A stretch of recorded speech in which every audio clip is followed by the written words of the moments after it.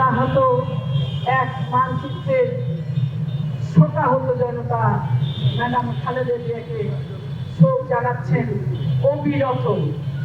এমন একটি ব্যক্তিত্ব তিনি, যিনি আজকে শুধু বাংলাদেশ নয়, সারা দেশে তাকে মানুষ স্মরণ করছেন এবং দোয়া করছেন। আমরা তাই আজকে এই দোয়া কামনার সাথে সাথে আমরা মনে করি, স্মরণ করি, সেটি হচ্ছে যে তিনি অনেক কাজ করেছেন, যে কথাগুলো আসলে আমাদের বলার মতো অবস্থাও নেই, এবং আমরা অত্যন্ত ক্ষুদ্র সঠিক কতগুলো কিছু জানি। তারপরেও মনে হয় তিনি যে কাজগুলো করে গেছেন সেগুলো আমাদের অবিস্মরণীয় হয়ে আছে। শুধু একটু আগে বলেছেন তিনি মেয়েদের জন্য দ্বাদশ শ্রেণী পর্যন্ত অবৈতনিক শিক্ষা ব্যবস্থা চালু করেছিলেন। তিনি দুর্নীতি দমন কমিশন করেছিলেন দুর্নীতি দমন করার জন্য।